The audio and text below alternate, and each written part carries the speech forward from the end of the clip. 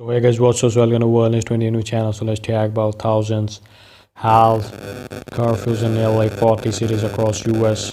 Mayhem after rallies. First began outside the White House, the streets of New York City were gripped by mayhem stores in the Santa Monica, California, while loaded after another day of a peaceful protest descended into lawlessness in major cities across the United States. It was 60th unrest since the death of the George Floyd last week in the Minneapolis.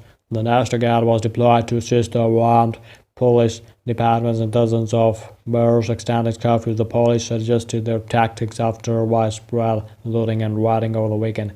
In Minneapolis, the epicenter of the demonstrations, about 200 protesters were arrested after trying to march along an interstate after curfew began at 8 p.m.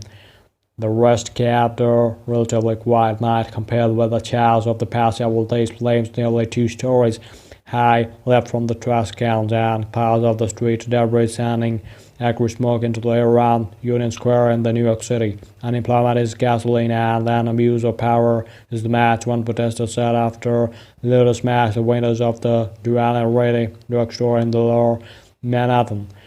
In the right circumstances, cabin people don't have anything to lose, he said. If a guy can get away with murdering a guy, I'm pretty sure that I can get away with stealing an iPhone. There's the attitude. The police fired tear gas and unleashed flash grenades near the White House on Sunday night to disperse protesters who had smashed the windows of the prominent buildings, overturned cars, and set fires, with smoke seen rising from the close to the Washington Monument.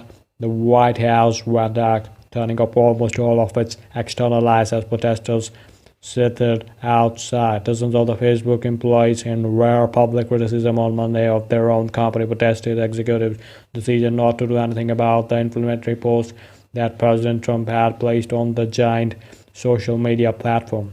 The employees, who took the day off by logging into the Facebook system and requesting time off to support the protesters across the country, also added an automated message to their email saying that they were out of the office in a show of protest. The movement of virtual workouts of the sorts come as staff members have circulated the petitions and threatened to resign. More than a dozen current and former employees have described the unrest as the most serious challenge to the Zuckerberg's leadership since the company was founded.